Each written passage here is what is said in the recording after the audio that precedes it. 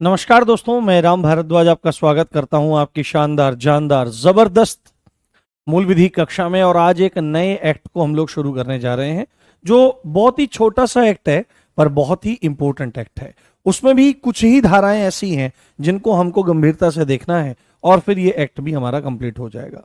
हमारा लक्ष्य है कि अब थोड़ी सी कोर्स में तीव्रता बरती जाए, क्योंकि लगभग 2 महीने हमारे होने वाले हैं और अगर हम इसी तरह से चलते रहे तो ऐसे तो आने वाले 2-3 महीने और लग जाएंगे और ये सिलेबस पूरा नहीं होगा। और इस सब्जेक्ट के लिए बहुत ज्यादा ध्यान तो देने की जरूरत है, पर इतना समय इस सब्जेक्ट के लिए दे देना वो कहीं भी तर्कसंगत और न्याय संगत नहीं है, क्योंकि प्रश्नों की संख्या 4 से 8 या 9 है। तो उनको हम स्मार्टली करें, ठीक है। अगर जहां से भी हमारे पास टाइम बच सकता है तो वहां से हम टाइम बचाने का प्रयास करेंगे और उसी का एक तरीका मैं बीच बीच में यूज करता रहूंगा, जैसे मैं आज यूज कर रहा हूं। कभी कभी मैं मतलब हाथ से लिखकर भी चीजों को करता रहूंगा और कभी कभी मैं पीडीएफ के माध्यम से भी चीजों को पूर्णता की ओर पहुंचाने का प्रयास करूंगा। तो आज हम लोग जिस एक्ट को पढ़ने वाले हैं उसका नाम है भ्रष्टाचार निवारण अधिनियम, है ना। भ्रष्टाचार निवारण अधिनियम, प्रिवेंशन ऑफ करप्शन एक्ट, ठीक है, प्रिवेंशन ऑफ करप्शन एक्ट। हाँ, आप सभी को गुड इवनिंग गाइज, आप सभी को नमस्कार। जल्दी से आप लोग आ जाइए, फिर इस एक्ट को हम लोग पढ़ना शुरू करते हैं। बहुत ही अच्छा एक्ट है और इसकी सारी जरूरी चीजें आपको बहुत गंभीरता से समझ में आएंगी, बहुत अच्छे से आप इस चीज को समझ पाएंगे, ठीक है। हाँ हाँ हाँ हाँ, नहीं, मैं बिल्कुल टाइम से आने की कोशिश करता हूँ, ठीक 4 बजे आने की कोशिश करता हूँ मैं। बट क्या हो जाता है कि कई बार थोड़ी सी स्थिति अलग हो जाती है, ठीक है। हमारा जो आज का एक्ट है, जिस एक्ट को हम लोग शुरू करने वाले हैं, अपने आप में ये आपका मोस्ट इंपॉर्टेंट एक्ट है। इस चीज को आपको जानना है। आपसे पूछा जा सकता है कि भ्रष्टाचार निवारण अधिनियम, देखो भ्रष्टाचार एक्चुअली में क्या होता है अभी हमको समझ में आएगा। भ्रष्टाचार से आपको मतलब समझ में आएगा करप्शन, है ना। अंग्रेजी में इसके लिए ही शब्द है, अंग्रेजी में ही इसके लिए शब्द है करप्शन, ठीक है। अंग्रेजी में ही इसके लिए शब्द है आपका करप्शन। तो करप्शन का सीधे सीधे मतलब हम लोग क्या निकालते हैं, करप्शन का ही सीधे सीधे मतलब हम रिश्वत लेना निकालते हैं, और रिश्वत को ही ब्राइब कहा जाता है। और आप कब चीजों को कहोगे करप्शन है, तो सामान्यतः ये चीज है कि जिन कामों को करने के लिए किसी व्यक्ति को सरकार जो है वो मेहनताना दे रही है, तनख्वाह दे रही है, या कोई वेतन दे रही है, कोई कमीशन दे रही है, और उस काम को करने के लिए वो अलग से पैसे की डिमांड करे, किसी इनाम की डिमांड करे, किसी संपत्ति की डिमांड करे, तो उसको क्या कहा जाता है, रिश्वत लेना कहा जाता है। ये जो एक्ट है आपका, ये एक्ट अगेंस्ट है ना। ये एक्ट आपका अगेंस्ट है किन लोगों के, ये एक्ट अगेंस्ट है आपका सीधे सीधे कह लीजिए सरकारी कर्मचारियों के। किसके? सरकारी कर्मचारी। सरकारी कर्मचारी जो हैं आपके, जो आपके गवर्नमेंट पर्सनल्स हैं, गवर्नमेंट ऑफिशियल्स हैं, उन लोगों के खिलाफ, क्योंकि एक हद से ज्यादा करप्शन का बढ़ जाना भी बहुत भयंकर है। हालांकि करप्शन होना ही नहीं चाहिए वैसे तो, हालांकि करप्शन वैसे तो होना ही नहीं चाहिए, परंतु काफी सारे लोग और काफी सारे जो इकोनॉमिस्ट हैं, जो आपके अर्थ नीति को समझने वाले विद्वान हैं, वो ये कहते हैं कि किसी भी अर्थव्यवस्था में करप्शन ग्रीस का काम करता है, ल्यूब्रिकेशन का काम करता है कि चीजें ठीक ढंग से आगे बढ़ती रहें। पर अगर मैक्सिमम चीजें ही करप्शन में चली जाएं, आप देखें कि भारत में डिफरेंट जगह डिफरेंट लोग, डिफरेंट पॉलिटिशियन तमाम बड़े बड़े स्कैम करते आए हैं और कर रहे हैं। कई बार वो खुल जाते हैं, कई बार वो खुलते नहीं हैं। और भारत का बहुमूल्य धन बड़े बड़े नेताओं ने, बड़े बड़े अभिनेताओं ने और बड़े बड़े रसूखदार लोगों ने कहां पर ले जाकर के छोड़ा है, आपके स्विस बैंक में ले जाकर के छोड़ा है। वहां पर अपने काले धन को आप जमा कर सकते हो। काफी सारे लोग काले धन को जमा करने के लिए सरकारें बनाते हैं, काफी सारे लोग काले धन को वापस लाने के लिए सरकारें बनाते हैं। तो सरकारें बदलती रहेंगी, बदलता नहीं है तो क्या हम जैसे मध्यम वर्गीय लोगों की तकदीरें, और वो बदल सकती हैं किन के द्वारा, इन काले अक्षरों के द्वारा। तो भ्रष्टाचार निवारण अधिनियम एक्चुअली में भ्रष्टाचार रोधी एक कानून है जो सरकारी कर्मचारियों पर एक तरह से शिकंजा कसने का काम करता है, जो अपने काम को करने के लिए अपनी मेहनत ताना, अपनी तनख्वाह, अपनी सैलरी से अलग क्या काम करते हैं? हाँ हाँ, अपनी सैलरी से अलग पैसे की डिमांड करते हैं। हाँ हाँ, बहुत बढ़िया। चलिए, तो अब इसको अंग्रेजी में भी देख लेते हैं। अंग्रेजी में इसको क्या कहा जाता है? अंग्रेजी में इसको कहा जाता है प्रिवेंशन ऑफ करप्शन एक्ट। ठीक है, अंग्रेजी में भी इसको क्या कहा जाता है? प्रिवेंशन ऑफ करप्शन एक्ट, ना, प्रिवेंशन ऑफ करप्शन एक्ट। कब का ये एक्ट है? तो 1988 का ये एक्ट है, जो आपको बहुत अच्छे से ध्यान रखना है, बहुत अच्छे से इस चीज को समझ लेना है। ठीक है, ध्यान से देखिए मेरी बात।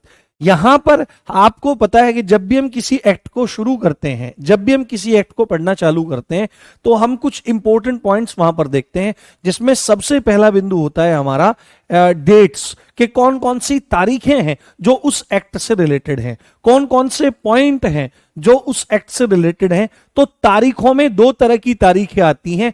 एक तारीख आती है पारित करने की तिथि। अब आप कह लीजिए, पारित कह लीजिए, ठीक है, पारित करना कह लीजिए, आप इसको अधिनियमित करना कह सकते हैं। क्या कि अधिनियमित हो रहा है ये, या अंग्रेजी भाषा में इन्हीं दो के लिए शब्द है इनेक्ट करना। क्या है? इनेक्ट करना, यानी कि ये संसद के द्वारा कानून कब पारित हुआ, तो आपको ध्यान रखना है, संसद के द्वारा ये कानून पारित हो रहा है 9 सितंबर 1988 को। कब? 9 सितंबर 1988 को संसद ने इसको पारित किया, और उसके बाद पारित होने के बाद लागू होने की तिथि कौन सी है? लागू होना जो शब्द है, ये शब्द जो है आपका, ये कहां पे आता है? ये लागू होने का एक और हिंदी में पर्यायवाची है प्रवर्तन, या इसको आप सीधे सीधे क्या कह सकते हो? एनफोर्समेंट। क्या कहा जा सकता है दोस्तों?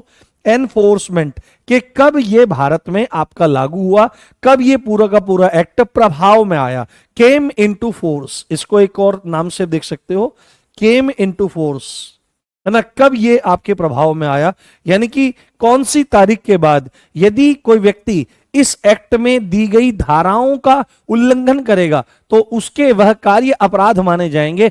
तो वह डेट है आपकी 12 सितंबर 1988, यानी कि पारित होने के मात्र 3 दिन के बाद ही, पारित होने के मात्र 3 दिन के बाद, 3 दिन बाद ही ये एक्ट आपका लागू हो गया है। इस चीज को आपको बहुत अच्छे से ध्यान रखना है, बहुत अच्छे से समझ लेना है, इन तारीखों को बहुत अच्छे से समझ लेना है। अब अगला इंपॉर्टेंट पॉइंट है कि भाई टोटल चैप्टर्स कितने हैं। अगर चैप्टर्स की बात करें, काफी सारे बच्चे इस बात को बोलते रहते हैं, सर चैप्टर्स के नाम लिखवा दिया करो। देखो, अगर आप इतना ज्यादा इस चीज में करने की कोशिश करोगे तो आपको बहुत ज्यादा दिक्कत हो जाएंगी। जी, मोहम्मद तारिक, आपको भी मेरी तरफ से, ठीक है, बहुत बहुत ठीक है। तो कुल अध्याय कितने हैं, है ना, कुल चैप्टर्स कितने हैं, तो आपको बोलना पड़ेगा कुल चैप्टर हैं इसमें 5। कितने?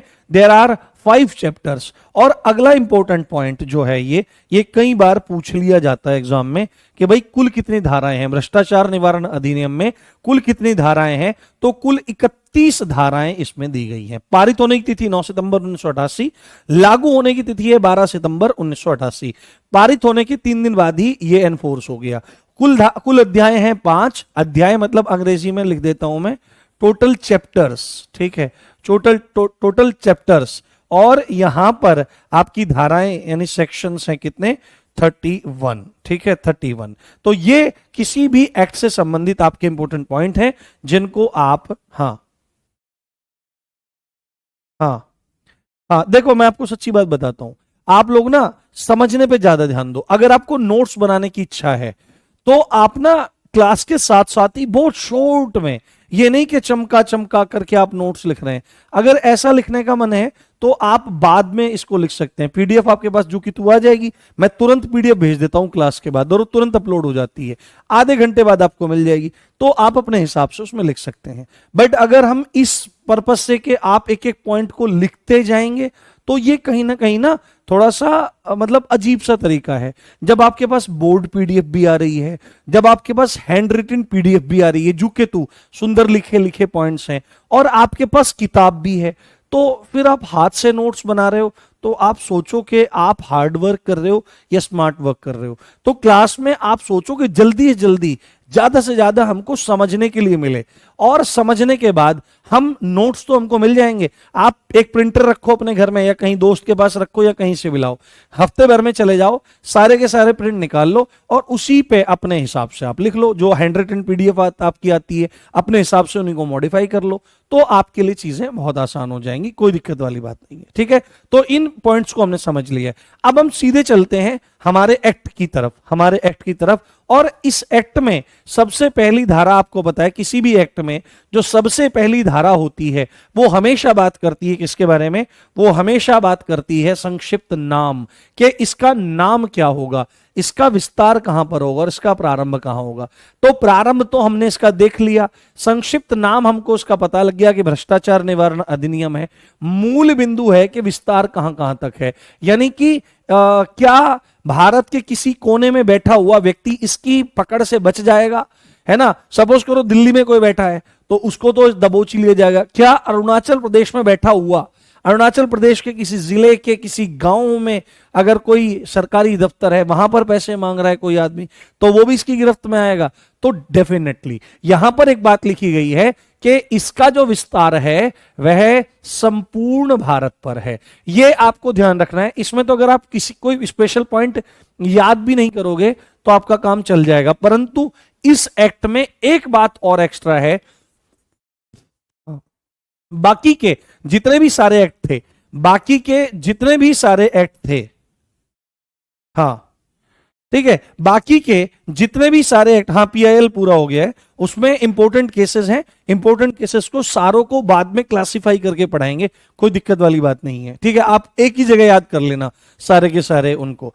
तो इसमें विशेष बात यह है कि ऐसा नहीं है कि खाली भारत में अगर कोई आदमी बैठा हुआ है उस पर लागू होगा ना, ये आपका लागू हो जाएगा कहां पर? विदेश में भी, यानी कि भारत से बाहर भी यदि कोई भारतीय नागरिक रह रहा है और वो काम कर रहा है। अब ये क्यों आया यहां से, भारत से बाहर भारतीय नागरिकों पर भी ये क्यों लागू हो रहा है? तो आपको एक बात पता होगी कि भारत से बाहर एक सर्विस होती है हमारी, इंडियन फॉरेन सर्विसेज, भारतीय विदेश सेवा। क्या होती है? भारतीय विदेश सेवा होती है। ठीक है, भारतीय विदेश सेवा होती है, भारतीय विदेश सेवा होती है। या आप देखो हमारी जो सेनाएं हैं, हमारी जो सेनाएं हैं वो भी भारत से बाहर काम करती हैं, यूएन की पीस आर्मी में काम करती हैं, और हमारी भारतीय नौसेनाएं, वायुसेनाएं और तमाम अधिकारीगण हमारे, है ना, तमाम ऑफिसर्स भी हमारे क्या रहते हैं? भारत से बाहर रहते हैं। तो सपोज करो कि वहां पर कोई विदेश मंत्रालय में किसी देश में कोई अधिकारी कहने लगेगा मैं तुम्हारा वीजा या तुम्हारी प्रॉब्लम्स तब सॉर्ट आउट करूंगा, तब पहले तुम मुझे इसके लिए पैसे दो। तो भारत के बाहर भी जो भारतीय नागरिक रह रहे हैं वो भी इसके दायरे के अंतर्गत आ जाते हैं। संपूर्ण भारत में तो रहेगा ही। एक पॉइंट आप इसमें नोट कर लीजिए, ये मोस्ट इंपॉर्टेंट पॉइंट है, क्योंकि इस तरह के पॉइंट आपके इंपॉर्टेंट होते हैं। जैसे सूचना प्रौद्योगिकी अधिनियम आपका आएगा तो उसमें क्या रहेगा? इंफॉर्मेशन टेक्नोलॉजी एक्ट 2000, सन 2000, सन है ना, ईयर 2000, है ना, ईयर 2000 जो है आपका, उसमें भी ये पॉइंट आएगा कि उसमें भारत में जो व्यक्ति बैठे हुए हैं, संपूर्ण भारत पर तो उसका प्रभाव है ही है। देखो कोई भी साइबर अटैक जो है वो बाहर से भी कोई विदेशी नागरिक भी कर सकता है, तो उसमें भारत से बाहर भी अगर कोई बैठा हो तो उसको भी हम खींच करके ला सकते हैं इंफॉर्मेशन टेक्नोलॉजी एक्ट 2000 में। तो यहां पर ध्यान रखना है कि विस्तार संपूर्ण भारत में भी है और विदेश में, यानी भारत से बाहर रह रहे भारतीय नागरिकों पर भी ये लागू होता है, उनको कोई भी किसी तरह की छूट नहीं दी जाएगी। हाँ हाँ ठीक है, क्लियर पॉइंट समझ में आया आपको? आगे बढ़ते हैं, अगली धारा की तरफ बढ़ते हैं। देखो ये कितना अच्छा है, यही चीजें मुझे हाथ से लिखनी पड़े। अब देखो ये हाथ से लिखी हुई है, तो आप एक चीज महसूस करना, 1 2 3 क्लासेस में आगे भी देखना कि आपको पहले एक्सप्लेनेशन बढ़िया मिलती थी, बहुत बढ़िया मिलती होगी। अब इनमें एक्सप्लेनेशन और भी ज्यादा अच्छी हो जाएगी, क्योंकि काम अब केवल समझाने का है ना, काम केवल अब समझाने का है। और ये सब चीजें लिख करके भी यही लिखा जाएगा और लिखा हुआ भी यही है, तो बात तो यही है ना। तो दिमाग ये चीज पे काम करना चाहिए कि हम बेहतर से बेहतर किस तरह पढ़ सकें और बेहतर से बेहतर किस तरह समझ सकें। हाँ हम्म। हाँ, ठीक है, चलिए। अब आपको एक बात पता होनी चाहिए कि हर एक्ट की जो धारा 2 होती है वो ऑलवेज बात करती है किसके बारे में? डेफिनेशंस के बारे में। किसके बारे में? वो हमेशा बात करती है विभिन्न परिभाषाओं के बारे में। परिभाषा किन की? उन शब्दों की जो एक्ट में आएंगे, उन शब्दों की जो आगे एक्ट में आएंगे, जो आगे एक्ट में आएंगे, जो आगे एक्ट में आएंगे, उन शब्दों की परिभाषा जो आगे एक्ट में आएंगे, उनको समझाने का ये पूरा का पूरा सेक्शन प्रयास करता है। और इस सेक्शन में, है ना, इस सेक्शन में, हाँ हाँ,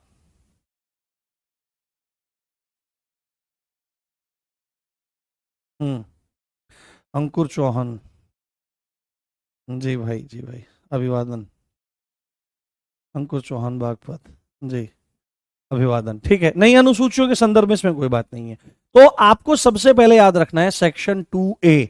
और पेपर में पूछा जा सकता है ये कि आपकी इलेक्शन की परिभाषा, निर्वाचन की परिभाषा किसमें दी गई है? तो आपको बोलना पड़ेगा सेक्शन 2A चुनाव की परिभाषा देता है। किसकी? चुनाव की परिभाषा। सीधे ही आएगा कि चुनाव की परिभाषा कौन सी धारा में है, तो आपको बोलना पड़ेगा भ्रष्टाचार निवारण अधिनियम की धारा 2A के तहत चुनाव की परिभाषा दी गई है। और ये काफी इंपॉर्टेंट है, ये आपसे नंबर पूछा जा सकता है। तो इसमें आप लिख लीजिए यहां पर कि धारा रट लेनी है। क्या कर लेनी है? धारा रट लेनी है। सेक्शन 2A, सेक्शन 2A को क्या कर लेना है?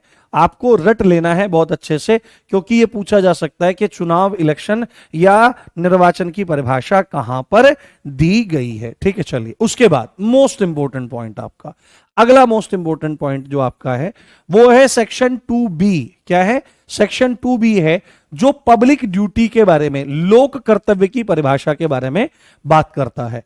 देखो, अभी एक पॉइंट आएगा अगला जो सबसे इंपॉर्टेंट पॉइंट है इस पूरे के पूरे एक्ट का। आप लोग बीएनएस में भी जाएंगे तो बीएनएस में भी आपको परिभाषा मिलेगी लोक सेवक की। आपने जगह जगह अभी पहले एक्टों में, एक्ट पहले जो हमने एक्ट पढ़े उन एक्ट्स में भी ये बात सुनी होगी, देखी होगी कि इस एक्ट के अंतर्गत, जैसे हमने वन्यजीव संरक्षण अधिनियम में देखा था कि जो हमारे डीडब्ल्यूसी था, director of wild life conservation, यानी वन्यजीव परिरक्षण निदेशक, और हमारा वहां पर था CWW यानी चीफ वाइल्ड लाइफ वार्डन, यानी कि मुख्य वन्यजीव संरक्षक, और उसके साथ अन्य अधिकारियों की नियुक्ति भी उस एक अधिनियम के अंतर्गत हो रही थी वन्यजीवों की रक्षा करने के लिए। तो उस एक्ट में अंतिम में ये बात आई कि इस एक्ट में जिन जिन अधिकारियों की नियुक्ति हो रही है, जिन जिन ऑफिसर्स की अपॉइंटमेंट इसमें हो रही है, वो पब्लिक सर्वेंट होंगे। तो यहां पर एक कॉन्सेप्ट क्लियर हमारे दिमाग में आना चाहिए, कॉन्सेप्ट उठना चाहिए कि पब्लिक सर्वेंट होते कौन हैं, किन्हें कहते हैं पब्लिक सर्वेंट। तो एक्चुअली में पब्लिक सर्वेंट वो लोग होते हैं जो पब्लिक ड्यूटी करते हैं। क्या करते हैं? पब्लिक ड्यूटी करते हैं। जो लोक कर्तव्य करते हैं उनको हम पब्लिक सर्वेंट कहते हैं। और इस लोक कर्तव्य की परिभाषा कहां पर दी गई है? इस पब्लिक ड्यूटी की परिभाषा, लोक कर्तव्य की परिभाषा सेक्शन 2B ऑफ भ्रष्टाचार निवारण अधिनियम में दी गई है। किसको कहते हैं पब्लिक ड्यूटी? तो पब्लिक ड्यूटी एक ऐसा कर्तव्य है ना, एक ऐसा काम, ठीक है, सीधे सीधे एक ऐसा काम, एक ऐसी ड्यूटी जिसे करने से जनता को, है ना, जिसे करने से पब्लिक को या किसी स्पेशल ग्रुप को, है ना, ग्रुप को, स्पेशल ग्रुप को क्या हो? फायदा होता है, ग्रुप को फायदा होता है, जिससे किसी का फायदा होता है, जिससे किसी का हित होता है। ऐसा काम क्या कहलाता है? ऐसा काम पब्लिक ड्यूटी कहलाता है। जैसे एग्जाम्पल के तौर पर ऐसे कौन कौन से काम हो सकते हैं? मोटे मोटे ऐसे कौन कौन से काम हो सकते हैं? जैसे स्कूल में शिक्षा देना, है ना, स्कूल्स में एजुकेशन, अगर स्कूल में क्या दी जा रही है दोस्तों? स्कूल में एजुकेशन दी जा रही है, तो आप देखो कि पब्लिक का फायदा है कि नहीं है। बोलो, पब्लिक का फायदा है कि नहीं है? तो बिल्कुल है। स्कूलों में पढ़ाया जा रहा है, चाहे वो स्कूल हो, कैसे वो टेक्निकल स्कूल हो, ITIs हो, पॉलिटेक्निक्स हो, या तकनीकी स्कूल हो, या अन्य तरह के स्कूल हो, स्कूलों में शिक्षा दी जा रही है तो पब्लिक का फायदा हो रहा है। ठीक है। अगर किसी विशेष तरह के बच्चों को शिक्षा दी जा रही है तो उस विशेष तरह के ग्रुप का, समुदाय का हित हो रहा है, भला हो रहा है। अब अगर कोई पब्लिक कहीं पर रह रही है, देश में पब्लिक रह रही है, जनता रह रही है, तो उनको स्वास्थ्य भी चाहिएगा, उनको बीमारी भी होगी, ठीक है, बीमारी भी होगी, उसके लिए उनको अच्छे मेडिकल केयर की जरूरत है, डॉक्टर्स की जरूरत है, नर्सेस की जरूरत है, ठीक है, उनको बच्चों को वैक्सीनेशन की जरूरत है, कुत्ता काट जाए तो वैक्सीनेशन की जरूरत है, बंदर काट जाए, भालू काट जाए तो वैक्सीनेशन की जरूरत है, तमाम चीजें आपकी वहां पर हैं, है ना। जैसे जच्चा बच्चा है ना, आपका जो प्रसव कार्यक्रम होता है, डिलीवरी होना, इसकी भी जरूरत है। जैसे और क्या है आपका, भाई अगर आदमी देश में रहेंगे तो उनको सुरक्षा की भी जरूरत है, उनको सिक्योरिटी भी चाहिए। सिक्योरिटी भी दो तरह की होती है आपकी, है ना, सिक्योरिटी भी आपकी दो तरह की होती है, एक इंटरनल सिक्योरिटी होती है, एक एक्सटर्नल सिक्योरिटी होती है। यानी कि एक्सटर्नल सिक्योरिटी को मेंटेन करने की जो बेसिक ड्यूटी है वो आर्मड फोर्सेस की है, Indian army, navy and air force की। हाँ, है ना, इंडियन आर्मी, इंडियन नेवी और इंडियन एयरफोर्स की ड्यूटी है कि वो इंडिया के एक्सटर्नल बॉर्डर्स को प्रोटेक्ट करें। और इंटरनल ड्यूटी को करने के लिए आपकी पुलिस है और आपकी सीएपीएफ्स हैं, तो सिक्योरिटी देने का काम। उसके बाद और देखो आप चीजें, अब आपके ट्रांसपोर्ट की भी जरूरत पड़ेगी भाई, ठीक है, ट्रांसपोर्ट की जरूरत पड़ेगी, सामान को इधर उधर लेके जाना है, यानी कि हमको सड़कों की भी जरूरत पड़ेगी, ठीक है, हमको सड़कों की जरूरत पड़ेगी, हमको तमाम चीजों की जरूरत है। तो ऐसा काम जिससे जनता का या समुदाय का भला होता हो, उनको फायदा मिलता हो, उनका हित होता हो, ऐसा काम आपका पब्लिक ड्यूटी कहलाता है। पब्लिक की ड्यूटी, दुनियादारी को जिससे फायदा हो, वो हमारा क्या कहलाएगा, वो हमारा लोक कर्तव्य कहलाएगा। Is that clear? बताओ मुझे एक बार, समझाओ। हम्म। हाँ, बताओ, क्लियर हुआ है? एक एक पॉइंट समझने की कोशिश करें, हम जानने का प्रयास करें। हाँ, क्लियर हो गया पॉइंट? यहां तक कोई दिक्कत तो नहीं है? मैं थोड़ा जल ले लेता हूँ भाई साहब, मैं आज ज्यादा जोर से बोल गया, मेरी कमर से निकल गया पानी। हाँ। हाँ।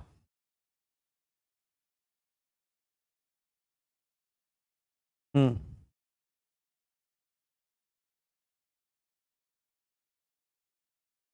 हाँ, कोई बच्चा बोल रहा है सर चिन्ना स्वामी स्टेडियम में कुछ लोग मर गए, आप कुछ बोलना चाहते हैं? भाई देखो, मेरे बोलने से क्या होता है, जो लोग चले गए सो चले गए। अब मैंने देखा था सुबह, मतलब 11-12 के आसपास आदमी मर गए थे, 26 आदमी देश में आतंकवादियों के द्वारा मारे गए, तो बहुत ज्यादा संवेदना उस पर थी, वो बहुत गलत भी था। पर 11 आदमी, 12 आदमी मर रहे हैं तो ये बहुत बड़ी बात है, मतलब कि लोग क्रिकेट के लिए बहुत अच्छा फील करते हैं, ये अच्छी बात है, गेम है, अच्छा है, ठीक है, बट अगर उसकी वजह से आपके देश में डेथ्स हो रही हैं तो फिर सोचने विचारने की जरूरत है। चलिए यहां तक देखते हैं, ठीक है, तो ओके, ऐसा काम जिससे दुनिया का भला हो रहा हो, जनता का भला हो रहा हो, वो चीज आगे। अब हमारी most most most most most most important धारा है, ठीक है, मैं ऐसे लिखूंगा इसको, और रट लेनी है धारा ये, ठीक है, most most most most important धारा है, ठीक है, और इसको आपको रट लेना है, इस धारा की संख्या को रट लेना है, रट लेना है बिल्कुल अच्छे से। क्या है? सेक्शन 2C बात करती है लोक सेवक की परिभाषा, ठीक है, किसकी? Public servant. क्या लिखेंगे बेटे? पब्लिक सर्वेंट, समझने पे ज्यादा ज्यादा जोर देना है। पब्लिक सर्वेंट की परिभाषा, डेफिनेशन ऑफ पब्लिक सर्वेंट। हम बोलते आए हैं ना, हम बोलते आए हैं ना, क्या क्या बोलते आए हैं हम, क्या बोलते आए हैं हम? कि लोक सेवक। लोक सेवक कौन होगा? अभी हमने देखा, जो पब्लिक ड्यूटी करेगा वो पब्लिक सर्वेंट होगा। Public duty like education, like health, security, road, infrastructure, water supply, बिजली सप्लाई, ये जो सब काम किए जा रहे हैं जिससे दुनिया का भला हो रहा है, जनता का भला हो रहा है, स्पेशल किसी ग्रुप का भला हो रहा है, उनको पब्लिक ड्यूटी कहते हैं। और पब्लिक ड्यूटी को करने वाले व्यक्ति को हम पब्लिक सर्वेंट कहते हैं, बट शर्त है कि उस पब्लिक ड्यूटी को करने के लिए वो कुछ मेहनताना लेता हो, कुछ पे लेता हो, कोई सैलरी लेता हो, वेतन लेता हो, तनख्वाह लेता हो, कमीशन लेता हो, तो ही वो कहलाएगा। यहां पर एक पॉइंट ऐड हो जाएगा। तो लोक सेवक की परिभाषा, पब्लिक सर्वेंट की परिभाषा सेक्शन 2C में दी गई है, और यहां पर बहुत सारे पॉइंट बताए गए हैं आपके, अलग अलग पॉइंट यहां पर आपके बताए गए हैं। हाँ।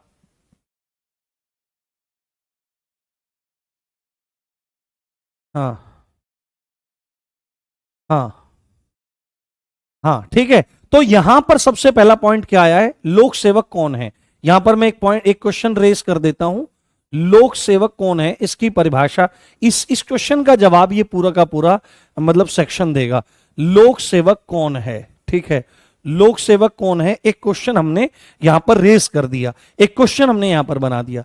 तो इस क्वेश्चन के जवाब में पहला पॉइंट क्या आया हमारा, कि लोक सेवक वह है जो सरकार की सेवा या वेतन पर है। सीधी सच्ची बात है, सीधी सच्ची बात है, लोक सेवक वो है जो सरकार की सेवा या वेतन पर है। यहां पर क्या कहा जा रहा है, सेवा को ही वेतन कहा जा रहा है, ठीक है, सेवा को ही क्या कहा जा रहा है, वेतन कहा जा रहा है, सर्विस को ही सैलरी कहा जा रहा है, ठीक है। सर्विस करेंगे तो सैलरी मिलेगी, है ना, सैलरी चाहिए तो सर्विस करनी पड़ेगी, बात खत्म है ना। यानी कि यहां पर क्या है, सेवा का मतलब मेवा, जो सेवा करेगा वो मेवा खाएगा, जो मेवा खा रहा है निश्चित रूप से उसने सेवा करी होगी।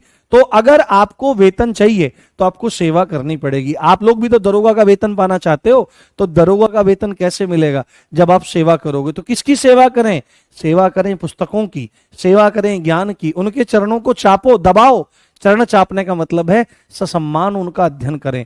सेवा करना किसको कहते हैं, कि जब मन कर्म वचन से पूरे ध्यान को एकाग्र करके जब हम किसी काम को करते हैं तो उसको सेवा करना कहते हैं, है ना, सेवा करना उसको कहा जाता है। तो आपको भी इन ग्रंथों का क्या करना पड़ेगा, सेवन करना पड़ेगा, इनकी सेवा आपको करनी पड़ेगी। और सेवा क्या है, पूरी जिम्मेदारी से रोजाना एक निश्चित समय पर एक निश्चित अवधि के लिए पूरे मन को एकाग्र करते हुए मन को बाकी चीजों से हटा करके आदर पूर्वक अध्ययन करना पड़ेगा, तब सेवा कहलाएगी। इतना अगर काम करा तो ध्यान से सुनना, ये आपको मेवा दिलाने के लिए तैयार है। तो यहां पर सेवा को ही वेतन कहा जा रहा है। तो सीधी सच्ची बात है, जो व्यक्ति सरकार की सेवा पर है, वेतन पर है, उसको लोक सेवक कहा जाएगा। जिसको भी सरकारी तनख्वाह मिल रही है वो क्या है, वो आपका लोक सेवक है। और लोक कर्तव्य को करने के लिए सरकार से फीस लेता है ना, सरकार से कोई फीस ली जा रही है, कोई फीस ली जा रही है कि सरकार ने कहा कि भाई तुम ये काम कर दो, तो अगर उस काम को करने के लिए सरकार की तरफ से कोई फीस दी जा रही है तो उस काम को करते हुए भी वह व्यक्ति क्या हो सकता है, लोक सेवक हो सकता है। इस बात को ध्यान रखनी है। कोई कमीशन लिया जा रहा है ना, फीस के रूप में या कमीशन के रूप में अपना मेहनताना ले रहा है। मेहनताना मतलब कि जो मेहनत करी जा रही है उसके एवज में, उसके बदले कुछ धनराशि ले रहा है। तो सीधी सच्ची बात है, पहला पॉइंट, लोक सेवक कौन है, जो सरकार की सेवा पर है, वेतन पर है, या लोक कर्तव्य को, पब्लिक ड्यूटी को करने के लिए सरकार से फीस या कमीशन के रूप में अपना मेहनताना ले रहा है, उसको हम कहेंगे पब्लिक सर्वेंट। ठीक है, तो पहला ये सीधा सीधा पॉइंट आया। दूसरा पॉइंट, जो लोक प्राधिकरण की सेवा पर है। अब देखो जरूरी क्या है, हम समझते हैं कि जो लोग सरकारी सेवा में हैं, सरकारी सेवा को हम मोटा मोटा क्या समझते हैं भाई, आईएएस आईपीएस ऑफिसर्स हो गए, रेलवे में लोग हो गए, है ना, और आपके अस्पतालों में लोग हो गए, आपके पुलिस में हो गए, है ना, बिजली विभाग में हो गए, जलकूप विभाग में, सिंचाई विभाग में, मोटे मोटे सारे डिपार्टमेंट को हम ले लेते हैं। बट हमारे दिमाग में कभी भी ये चीज नहीं आती जो हमारे प्राधिकरण होते हैं। जैसे आपने अपने ही शहर में देखा होगा कि वहां पे शहर का नाम लिखा रहता है और डेवलपमेंट अथॉरिटी लिखा रहता है ना, आपका विकास प्राधिकरण। जैसे मैं मुजफ्फरनगर से पढ़ा रहा हूं तो यहां पर है आपका एमडीए, मुजफ्फरनगर डेवलपमेंट अथॉरिटी। अगर कोई देहरादून में रहता होगा तो देहरादून डेवलपमेंट अथॉरिटी। ऐसे ही लखनऊ में होता होगा, ऐसे ही मथुरा में होता होगा, ऐसे ही हर जिले का अपना अपना एक डेवलपमेंट अथॉरिटी होती है। और इस तरह की कई सारी अथॉरिटीज रहती हैं, इस तरह के कई सारे प्राधिकरण रहते हैं, या इसके अलावा भी न्यायाधिकरण रहते हैं। जैसे आपने नेशनल ग्रीन ट्रिब्यूनल सुना होगा, जैसे आपने तमाम तरह के अधिकरणों और प्राधिकरणों के बारे में सुना होगा। तो अगर कोई भी व्यक्ति आपके लोक प्राधिकरण यानी कि आपके लोक प्राधिकरण मतलब लोकल जो आपकी अथॉरिटीज हैं, है ना, लोकल जो आपकी अथॉरिटी है उसमें काम कर रहा है, या किसी भी अथॉरिटी में सेवा में मतलब कि वेतन पर है, वो सर्विस कर रहा है वहां पर, तो वह व्यक्ति भी आपका क्या कहलाएगा, वह व्यक्ति भी आपका पब्लिक सर्वेंट कहलाएगा। एक एक पॉइंट क्लियर हो रहा है, कोई दिक्कत तो नहीं है, एक बार बताओ मुझे। हाँ, समझ में आ रहा है ना, समझ में आ रहा है ना कॉन्सेप्ट, कोई दिक्कत तो नहीं है। हम्म अच्छा अच्छा अंकुर, ठीक है भाई, बहुत बढ़िया, अच्छा लगा। हाँ हाँ, मणिपुर से क्लास ले रहे हैं भाई, कमाल है। तो डेफिनेटली आप किसी फोर्स में होंगे। हाँ बताओ, मुझे समझ में आ रहा है आपको?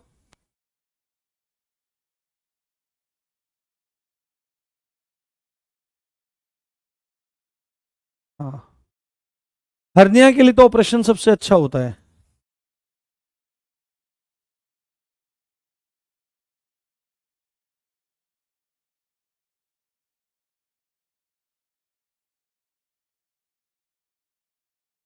हाँ ठीक है, क्लियर हुआ।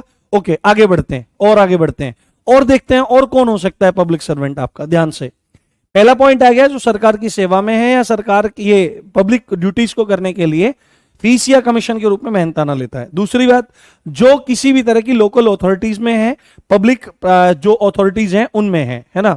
उसके बाद आपका यहां पर आपका क्या आ जाएगा, सरकार के नियंत्रण वाले निगम, है ना। अब आपने पता होगा नगर निगम होते हैं, ठीक है, नगर निगम होते हैं, बड़े बड़े शहर होते हैं उनमें निगम होते हैं।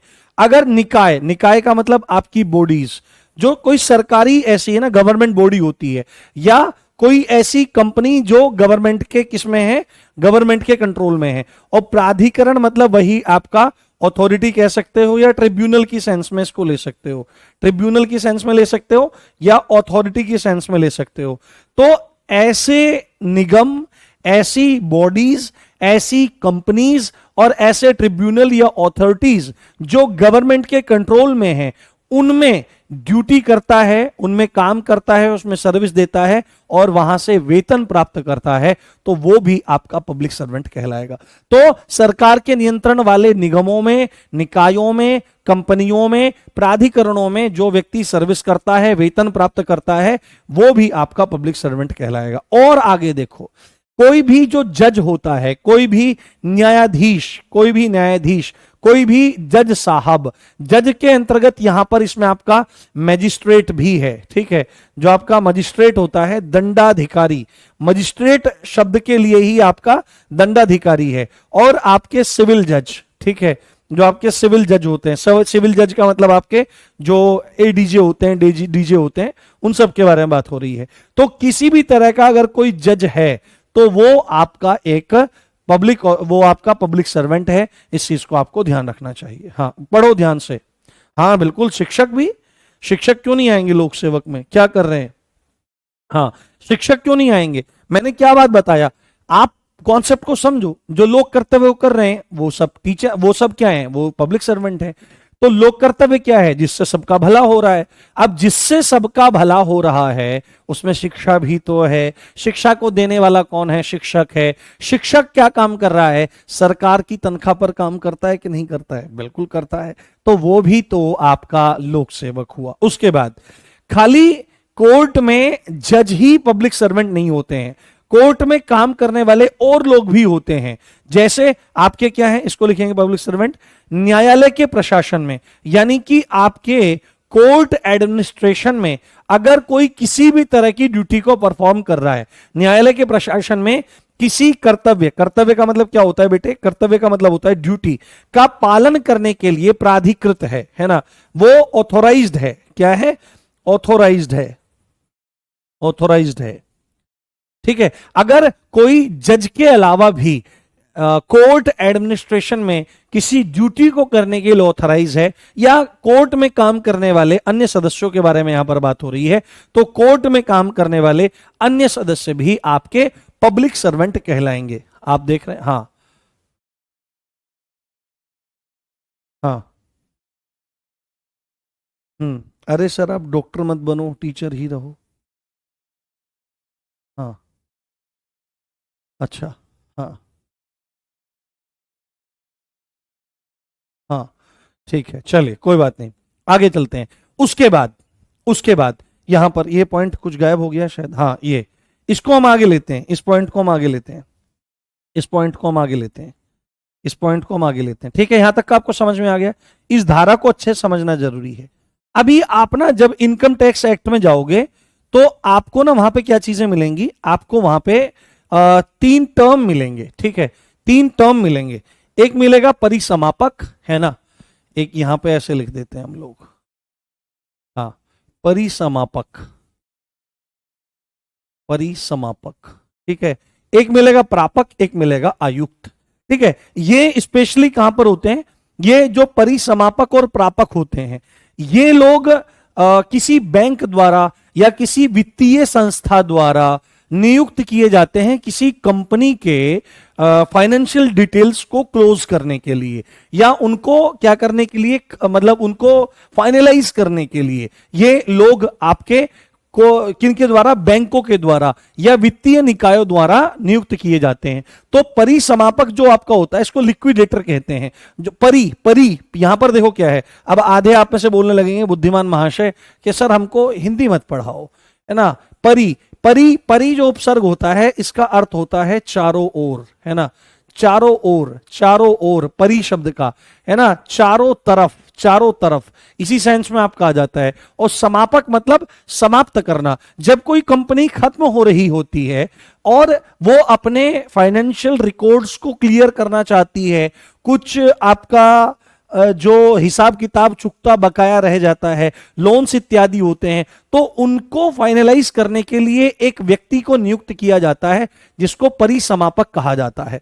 तो ये परिसमापक भी आपका क्या कहलाता है, ये परिसमापक भी आपका पब्लिक सर्वेंट कहलाएगा। इस पॉइंट को आप बहुत अच्छे से ध्यान रखिए। हाँ हाँ हाँ हाँ, पढ़ने पे मत लगाओ बेटे, हाँ, पढ़ने में मन लगाओ, ये बोलते रहो कि लिख कर पढ़ाओ, लिख कर, ये क्या कर रहा हूं मैं यहां पर, ये देखो, ये देख रहे हो, ये क्या हो रहा है, ये मैं चित्रकारी कर रहा हूं क्या, ये जो इतना लिखा गया है, ये क्या मैं कोई ड्राइंग बना रहा हूं, ये भाई यार, मैंने मतलब कुछ बच्चे अजीब ही देखे हैं इसके बैच में, पढ़ने पे ध्यान कम है, इधर उधर की बातों में ज्यादा है।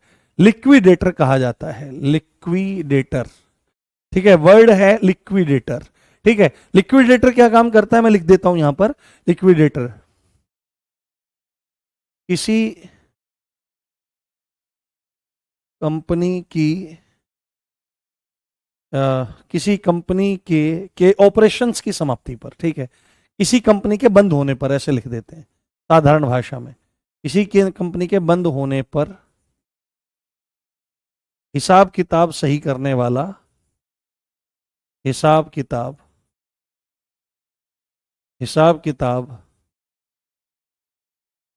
सही करने वाला व्यक्ति जिसको अपॉइंट किया गया है, जिसको अपॉइंट किया गया है, दैट्स ऑल।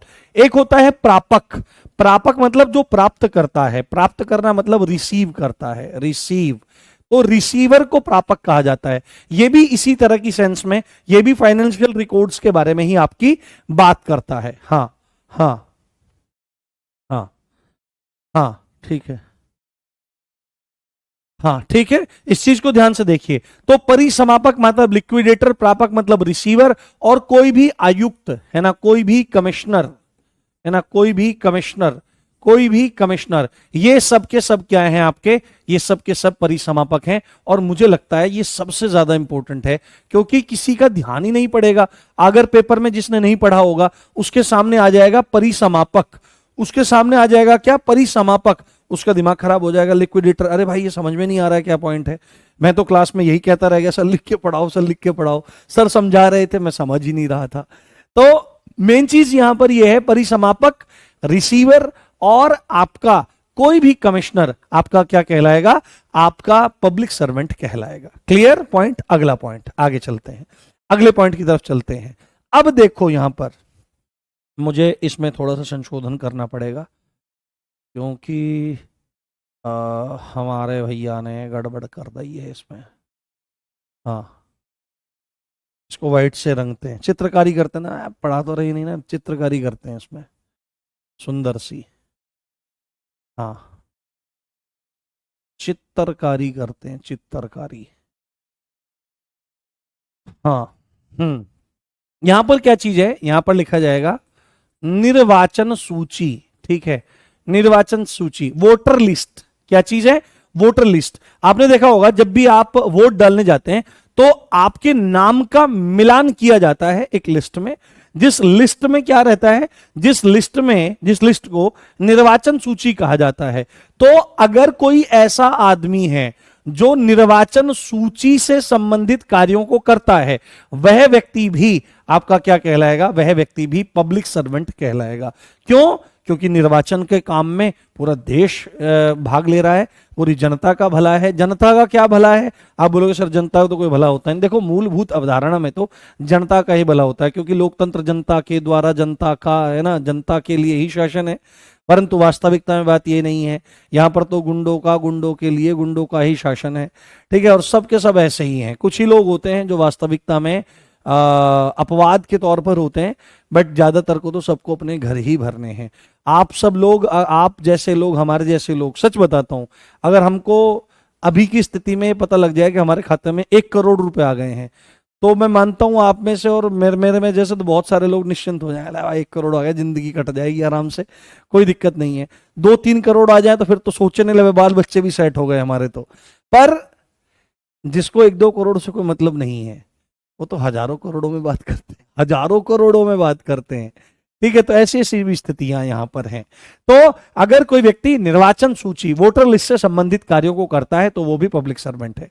और अगला पॉइंट क्या आ गया, आपने देखा होगा कोऑपरेटिव सोसाइटीज होती हैं जगह जगह पर, कोऑपरेटिव सोसाइटीज, है ना। जैसे आपने गन्ना सोसाइटी देखी होगी, है ना, जगह जगह जहां पर मतलब शुगर मिल्स होते हैं, वहां पर गन्ना सोसाइटी होती है। तो एग्रीकल्चर से रिलेटेड कोऑपरेटिव सोसाइटी, उद्योगों से रिलेटेड, व्यापार से रिलेटेड और बैंकों से रिलेटेड जो कोऑपरेटिव सोसाइटीज हैं, तो इन कोऑपरेटिव सोसाइटी के जो चेयरमैन हैं, जो सेक्रेटरीज हैं या अन्य अधिकारी लोग हैं, तो ये सब लोग भी क्या कहलाएंगे आपके, ये सब लोग भी आपके पब्लिक सर्वेंट कहलाएंगे, ठीक है। ध्यान रखना है, ये पॉइंट आपके लिए काफी इंपॉर्टेंट हो सकता है। पूछ सकता है कि कोऑपरेटिव सोसाइटीज के जो आपके चेयरमैन हैं या सेक्रेटरीज हैं या अदर ऑफिशियल्स हैं, उनको क्या कहेंगे, उनको हम आपका क्या कहेंगे, उनको भी हम पब्लिक सर्वेंट कह सकते हैं। बिल्कुल इसकी कॉपी आप निकाल सकते हो, क्योंकि ये जो बैक कलर जो दिया जा रहा है, ये इसीलिए दिया जा रहा है। हाँ हाँ, अच्छा, अंजलि यादव सर, कल मेरी शादी है, आप सादर आमंत्रित हैं, कई दिन से कह रहे हैं आपसे। अरे बेटे, आपको बहुत बहुत शुभकामनाएं। जीवन में विवाह जो होता है, ये एक बहुत ही इंपॉर्टेंट मतलब लम्हे होते हैं लाइफ के, और इसको खुल करके जीना चाहिए। एक मैं सलाह दूंगा, कल को अगर कोई भी ना, क्या होता है, रिश्तेदार जरूर गड़बड़ करते हैं, कभी मामा गड़बड़ करेगा, कभी कोई करेगा, कभी जीजा, कभी फूफा, तो किसी की तरफ ध्यान नहीं देना है, अपने पलों को एंजॉय करना है, ठीक है। और शादी के जो जितने भी क्रम हैं, तो अपने दूल्हे राजा को फोन करके कह देना कि समय से बारात ले आना, जिससे एक एक फंक्शन को अच्छे से निभाया जा सके। जो ड्रामे कर रहा है, जिस पर बज रहा है बजने दो, तुम मजा करो, ठीक है। और मेरी तरफ से बहुत बहुत शुभकामनाएं आपको। आपका आगामी जो वैवाहिक जीवन है वो खूब मंगलप्रद हो, खूब प्रसन्नता पूर्वक आप जीवन जिए, और पति पत्नी दोनों एक शरीर में, है ना, मतलब 2 व्यक्ति और एक शरीर, एक प्राण की भांति रहें। आप उनके प्रति बिल्कुल नियमनिष्ठ रहें, वो आपके प्रति रहें, खूब आनंद लीजिए। आपको बहुत बहुत शुभकामनाएं। लड्डू रसगुल्ला वगैरह जो खिलाओगी, वो दरोगा बनने के बाद जब आओगी आप, तो पतिदेव के साथ आना, तब वो उस समय दावत खिला देना, कोई दिक्कत नहीं है। हाँ हाँ, ठीक है। चलिए, उसके बाद जितने भी आपके सर्विस कमीशन हैं, ठीक है, जितने भी आपके सर्विस कमीशन हैं, सर्विस कमीशन लाइक समझो थोड़ा सा ध्यान से, इसको मैं अगले पेज पर समझाने का प्रयास करता हूं। आपने देखा होगा कि एक यूपीएससी है, क्या है, बड़ा सपना रहता है लोगों का कि एक बार मैं किसी भी जॉब पे लग जाऊं, एक बार तो मैं यूपीएससी का पेपर दूंगा। भाई, इस तरह से कोई भी एग्जाम क्वालिफाई नहीं होता है। किसी भी चीज को करने के लिए लगन, शिद्दत, मेहनत और कारण की जरूरत होती है कि आप क्यों किसी चीज को करना चाहते हैं। बस शौक के तौर पर तो सब लोग अपने घरों में इतनी मोटी मोटी किताबें ला के रख देते हैं, रिश्तेदारों को दिखाते हैं, I am preparing for UPSC which exam, civil service exam, है ना। इसमें कौन कौन सी पोस्ट आती है, 3 पोस्ट के अलावा, और पोस्ट के नाम ही नहीं बता पाएंगे, आईएएस, आईपीएस और आईआरएस। इसके अलावा भी कितनी सारी सर्विसेज उसमें है, पता भी नहीं होता है, ठीक है। इस चीज को ध्यान से देखो। तो यूपीएससी क्या चीज है एक्चुअली में, यूनियन पब्लिक ठीक है, union public service commission, union public service commission, union public service commission हो गया आपका, ठीक है। ऐसे ही अगर किसी भी स्टेट के सामने, जैसे आप यूपी पीएससी लगा दो, जैसे आप यूके पीएससी लगा दो, जैसे आप पीपीएससी लगा दो, जैसे आप ये हरियाणा पीएससी लगा दो, ऐसे ही करके, तो किसी भी राज्य की जो पीएससी पब्लिक सर्विस कमीशन होता है वो स्टेट का हो सकता है, या डिफरेंट आपके बोर्ड्स हो सकते हैं। आपने देखा होगा शिक्षा माध्यमिक सेवा बोर्ड, आपका सीबीएसई भी एक बोर्ड है।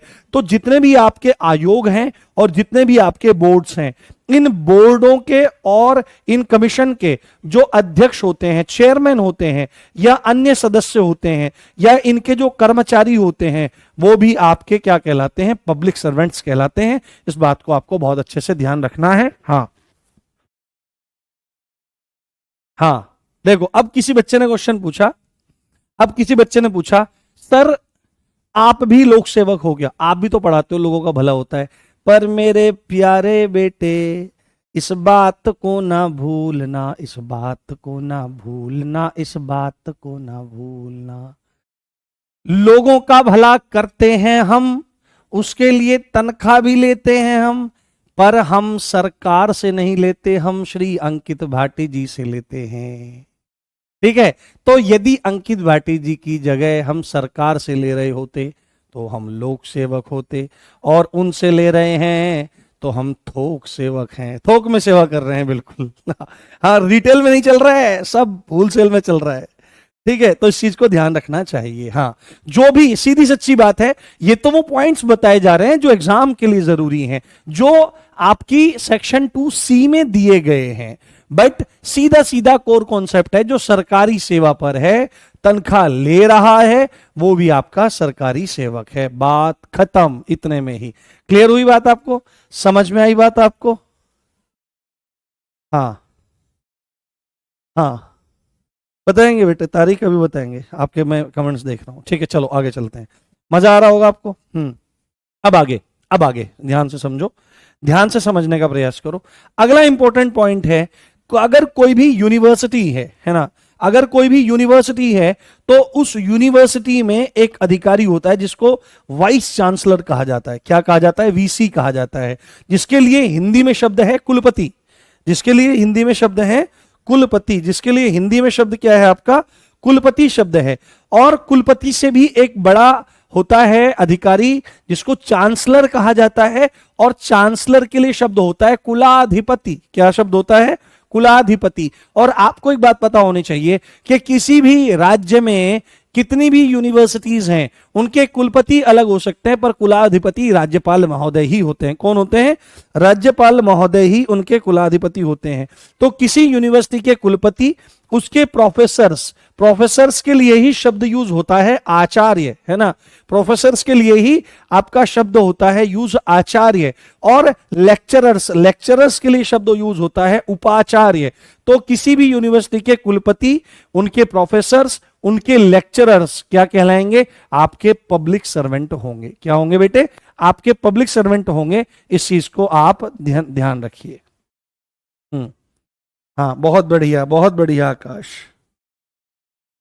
हाँ, बताएंगे मुजफ्फरनगर में कहाँ रहते हैं भाई। तुम आ जाओगे फिर भाई, मैं आपको कहाँ बैठाऊंगा? मैं गरीब आदमी हूँ भाई, मेरे पास तो बिठाने का भी जगह नहीं है आपको।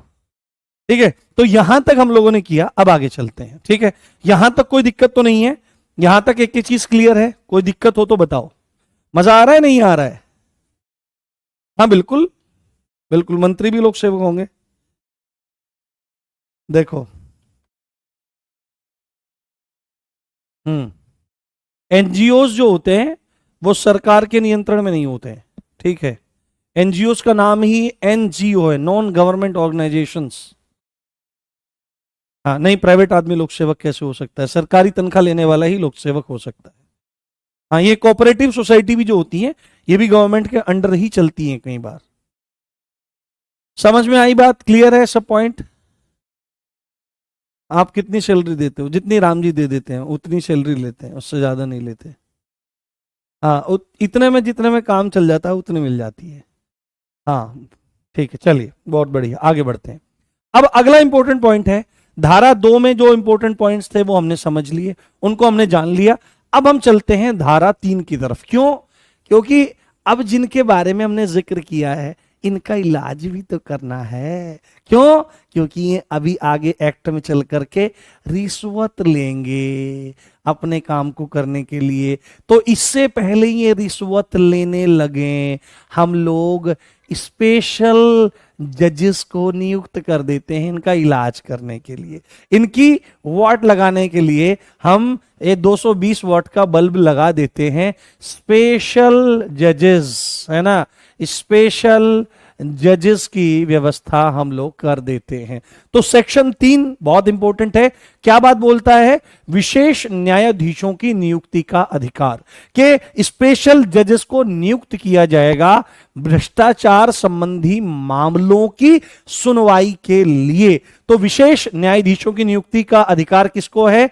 तो केंद्र सरकार को भी है और राज्य सरकार को भी है। आपसे पेपर में प्रश्न पूछा जा सकता है, आपसे पेपर में एक पॉइंट पूछा जा सकता है कि भाई विशेष जजों की नियुक्ति कौन करेगा, है ना, कि नियुक्ति कौन करेगा, विशेष जजों की नियुक्ति कौन करेगा?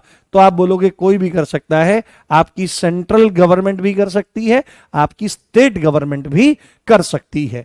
अब एक बात है, जब हम यहां पर जजेस की बात कर रहे हैं तो कौन से जज विशेष, हाँ कौन से जज, हाँ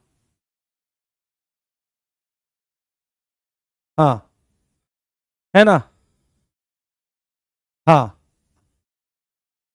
अभी चलते हुए रिपीट कर देंगे, कोई दिक्कत नहीं है। हाँ, कौन पब्लिक सर्वेंट नहीं होते रौनक, इसको बताएंगे हम जाकर के वहां पे, इसको जाकर के बताएंगे हम वहां पे बीएनएस में। जहां पर जो चीज जितनी बताने की जरूरत है बेटे उसको वहीं बताएंगे, कंफ्यूज नहीं करेंगे चीजों को, है ना, ध्यान से समझो। तो ये कौन होंगे? तो आपका जो सेशंस जज होता है ना, जिसको आप जिला जज कहते हो ना, जिसको आप जिला जज कहते हो, जो आपका सेशंस जज होता है ना, सेशंस जज, ठीक है, सेशन जज ऐसे लिख देता हूं मैं। देखो, जिला जज कह लो, सेशन जज कह लो, सत्र न्यायाधीश कह दो, सत्र और सेशंस एक ही बात होती है। वो सेशन जज नहीं होता, सेशंस होता है। ये नाम कहां से आया, सेशंस जज नाम कहां से आया?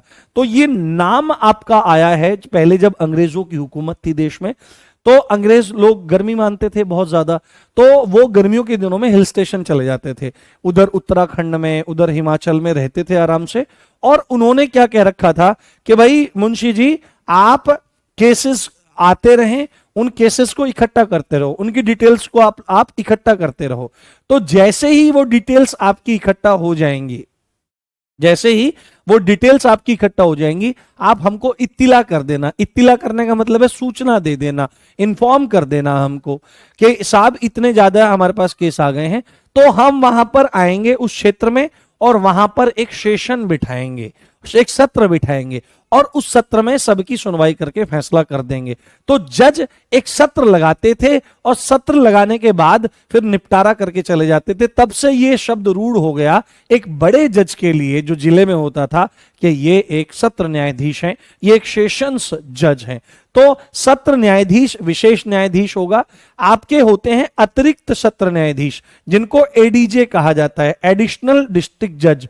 और एक होते हैं आपके असिस्टेंट, ये भी एडीजे, ये आपके असिस्टेंट होंगे। अतिरिक्त मतलब एडिशनल, है ना, कि ऐड कर दो, उसमें ज्यादा दे दो, एडिशनल। तो सत्र न्यायाधीश आपके अतिरिक्त सत्र न्यायाधीश और सहायक सत्र न्यायाधीश आपके विशेष जज के रूप में नियुक्त किए जा सकते हैं अंडर सेक्शन 3 केंद्र सरकार के द्वारा और राज्य सरकार के द्वारा।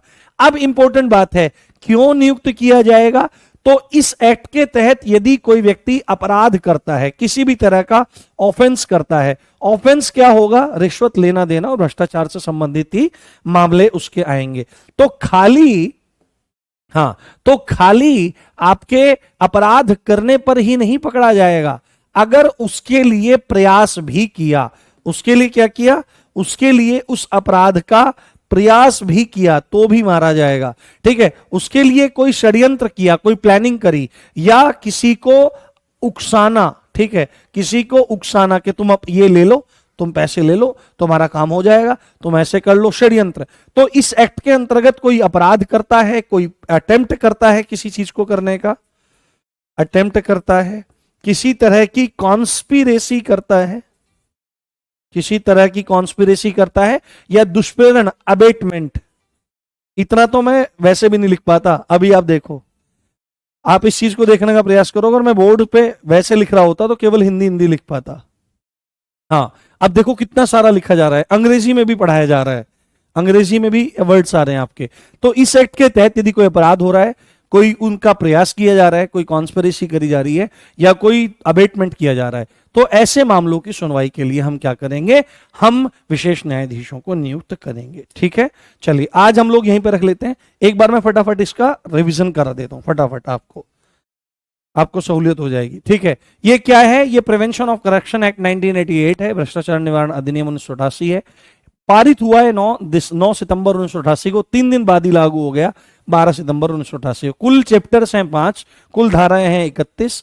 पहली धारा संक्षिप्त विचार, नाम, विस्तार और प्रारंभ के बारे में बात करती है।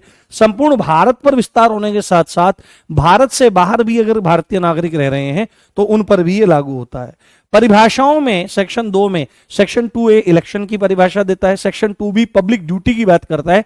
पब्लिक ड्यूटी कोई ऐसा काम है जिससे पब्लिक का या किसी पर्टिकुलर ग्रुप का फायदा हो रहा हो। ठीक है, आगे सेक्शन 2C बात करता है लोक सेवक की परिभाषा। लोक सेवक में क्या चीज है, जो सरकार की वेतन पर काम कर रहा है या पब्लिक ड्यूटी करने के लिए सरकार से फीस या कमीशन के रूप में अपना मेहनताना ले रहा है। कोई भी लोकल अथॉरिटीज हैं, पब्लिक अथॉरिटीज हैं, है ना, उनमें जो सेवा कर रहा है व्यक्ति वह भी आपका पब्लिक सर्वेंट होगा। सरकार के कंट्रोल वाला कोई निगम है, कोई बॉडी है, कोई कंपनी है, कोई ट्रिब्यूनल अथॉरिटी है, उसमें कोई सेवा कर रहा है, वेतन प्राप्त कर रहा है, तो वो पब्लिक सर्वेंट है।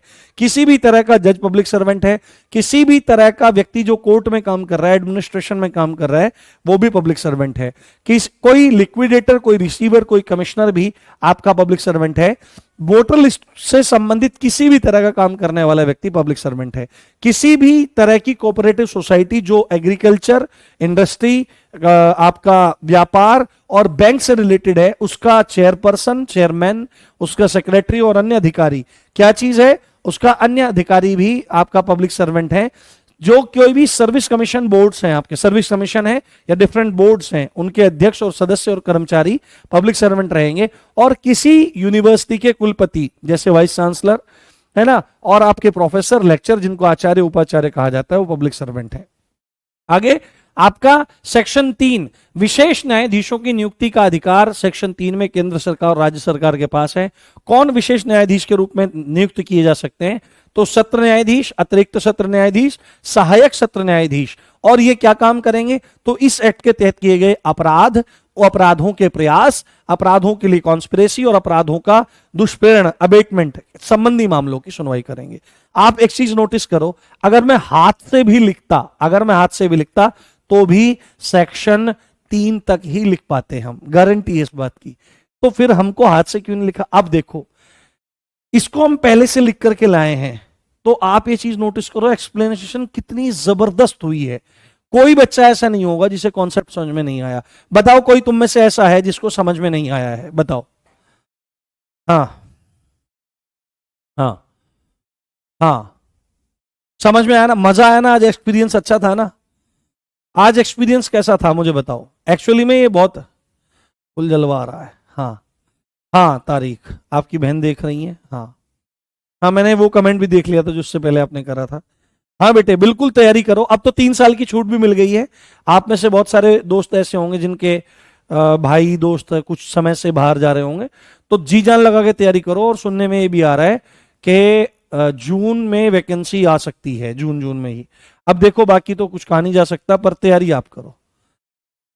हाँ हाँ, मजा आ गया, मेरे को भी आज पढ़ाने में मजा आ गया, खुल गया मैं भी। दरअसल मैं इसी तरह से पढ़ाता हूं, सच बताऊं तो मैं थोड़ा थोड़ा लिख के लाओ और अच्छे से एक्सप्लेन करो। कितना मजा आया आज पढ़ाने में, नहीं तो लिखने में ही सारा समय भाग जाता था। ये कोई सब्जेक्ट है, ये एक तो होता है पीडीएफ से पढ़ाना, पीडीएफ ले आए और बस उठा उठा करके पढ़ दिया उसको, वो कोई पढ़ाना नहीं होता है। हाँ हाँ, देखो अच्छा लगने की बात नहीं है, समझ में आने की बात है।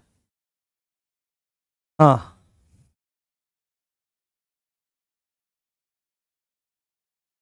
अच्छा, जल्दी पूरा हो जाएगा कोर्स, चिंता मत करो। बिल्कुल, सीएपीएफ भी पब्लिक सर्वेंट होते हैं, उनको तनख्वाह कौन देती है? गवर्नमेंट तो देती है। चलिए ठीक है दोस्तों, हमारा समय भी पूरा हो गया है। हाँ, मजा आ गया होगा। ओके गाइस, अपना ध्यान रखिए, लव यू ऑल, कल इसको फिनिश करेंगे एक्ट को, वादा है। जय हिंद, जय भारत, नमस्कार, बाय गाइस, ध्यान रखिए। नमस्ते नमस्ते नमस्ते।